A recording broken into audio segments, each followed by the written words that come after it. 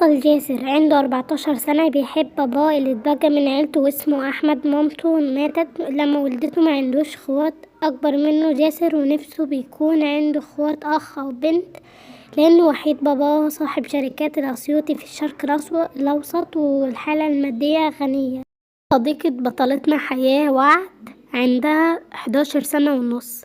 لما جت على الدنيا لقت نفسها عايشة في ملجأ، ما تعرفش اي حاجة عن اهلها الحقيقيين. لطيفة جدا وبتميل لاي حد، نفسها تطلع من الملجأ عشان تشوف حياتها وتتعرف على اصدقاء كتير، ونفسها تشوف الحياة.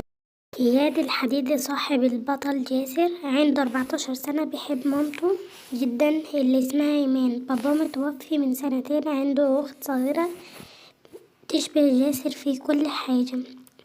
الجيم زيه جسمه رياضي، بس الفرق انه مرح جدا. دي اختي اياد الصغيرة أميرة، بنت جميلة عندها 8 سنين، بتحب اللون البنفسجي وبتحب الرسم جدا، ودي هوايتها مرحة جدا زي أخوها. ما عندهاش صحاب خالص، ونفسها تتعرف على صحاب. البطل الياس الجرحي صاحب جاسر وإياد من الابتدائي، عنده 14 سنة، بيحب اللون الأخضر الغامق، بيحب الجيم زي جاسر وإياد، بيحب باباه حتى اللي اسمه عبد الحميد. مامته لسه عايشة بس خانت جوزها واتجوزت واحد تاني بعد لما جوزها اكتشفها. وده الولد الرخم اللي في الملجأ حازم، عنده 13 سنة، وولد رخم بيحب يضرب العيال اللي في الملجأ عشان ياخد أكلهم وياكله هو وصحابه الاتنين بيضربوا كل العيال اللي في الملجأ ومنهم وعد. اللهم صل وسلم وبارك على سيدنا محمد. قبل ما نبدأ قصتنا ما تنسوش تصلوا على النبي عليه أفضل الصلاة والسلام. بالكاتبة رؤى. البطلة حياة الشاذلي، بنت جميلة عندها 12 سنة، بتحب عيلتها اللي متكونة من باباها آدم ومامتها عبير وأختها اسمها، ودي أختها الصغيرة أريج. حياة بتحب الرسم جدا وموهوبة فيها، وهوايتها الملاكمة، فعشان كده محدش بيقدر يضايقها وبتعرف تاخد حقها كويس أوي. بتحب اللون الأزرق جدا، وشكلها شعرها أسود، طولها ناعم، عيونها لون رصاصي، بيضة، مش تخينة ولا رفيعة، معتدلة الجسم، طويلة لحد ما جميلة أوي. وأكتر حاجة بتكرهها هي الكذب، إنه حد يعاند معاها بتبقى الوحش الكاسر اللي جواها وبتخليه يتمنى الموت في إيدها. بس هي مع عيلتها حاجة تانية خالص، هي مجنونة، بتحب الهزار جدا مرحلة لدرجة كبيرة، بس مع أهلها وصاحبتها بس نفسها تدخل كلية شرطة في حالة المادة عادية. نفسها يكون عندها صحاب. عشان ما اطولش معاكم في التعريفات، خلونا يلا نبدأ وهنعرف كل واحد مع تعريفه في القصة. يلا نبدأ. كانت قاعدة بطلة قصتنا مع عيلتها وهي بتاكل معاهم، ولما خلصت أكل، أريج حبيبتي لما تخلصي أكل ابقى تعالي العبي معايا. ماشي يا أختي، خلص وبعدين المحشي دول واجيلك. وبعد لما أريج خلصت أكل راحت تلعب مع حياة وأختها. هما متعودين إنهم يلعبوا بعد الأكل لما يخلصوا لعبة اسمها إكس أو. وكانت على طول حياة هي اللي بتكسب عشان كان مستوى ذكائها عالي في اللعبة دي. يوه بقى انت كل مرة تكسبيني، عيب عليك يا بت، هو انا اتغلب برضو؟ ماليش دعوة بقى، انا عايزة اكسب. لما تكبري بقى يبقى تبقى تكسبيني، مع انه اظن انه ده مش هيحصل ابدا. فيها عليك عيني برضه صحيح. تصدقي انك بقى انت اللي باردة. مم، بقيت ما تعصبنيش بقى. فريج قاعدة بتضحك هي وحياة، وكمان حياة بناتها بتضحك معاها. أمهم قعدت تنادي عليهم يا بنات، يا حاجة يا أريج. أريج وحياة بصوت واحد، نعم يا مام. يا بنات كفاية لعب ويلا جهزوا علشان رايحين في حتة مفاجأة. أريج بحماس قالت حاضر يا ماما. حياة فين والنبي يا ماما قولي فين، متحمسة. مش هقول، انت هتعرفي مع نفسك لما نوصل. يلا تعالوا جهزوا عشان مش هنتأخر على المشوار. يو عايزة أعرف بقى يا ماما، خلاص أنا هروح أجهز أنا وأريج.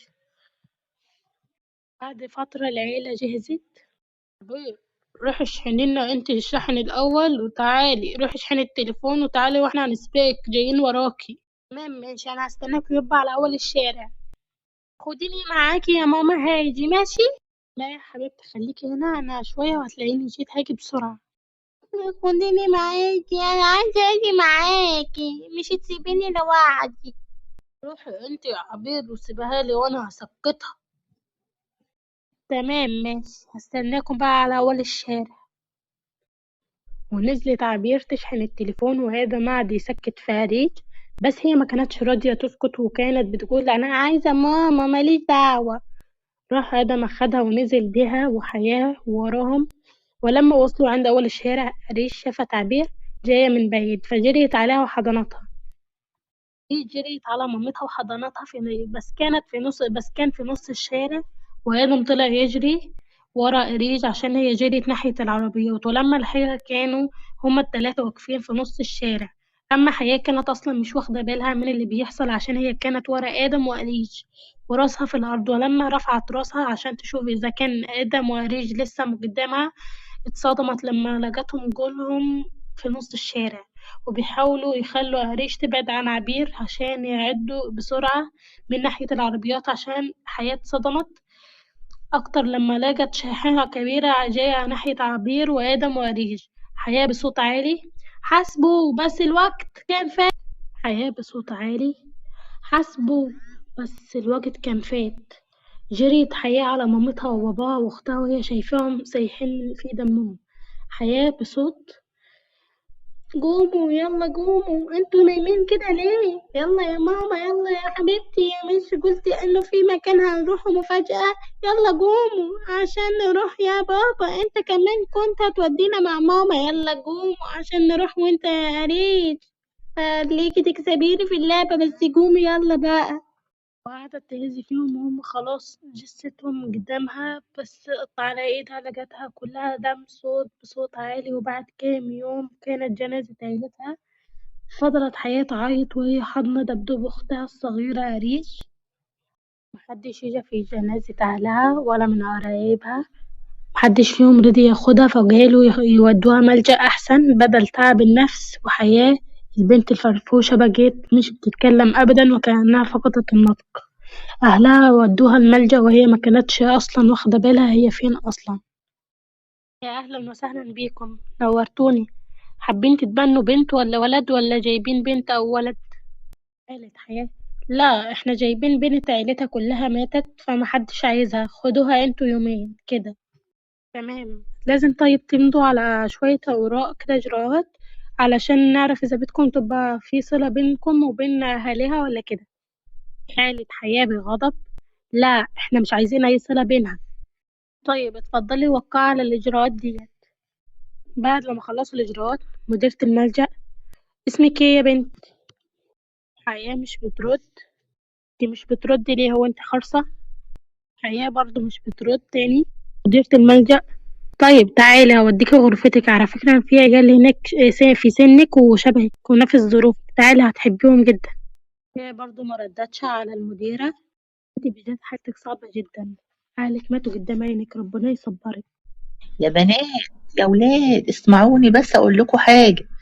بصوا يا ولاد يا بنات، دي حياه جايه الملجأ جديد، وحالتها النفسيه صعبه جدا جدا جدا، فلازم نتعامل معاها بلطف ولين لو سمحتوا.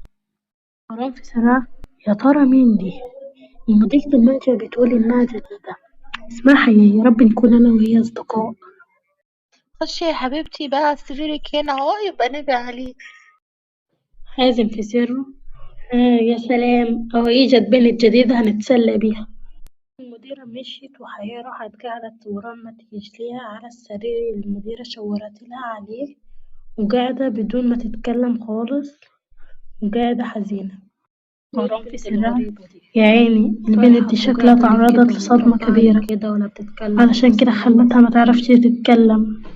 زعلانة عليها أوي. حياة في سرها.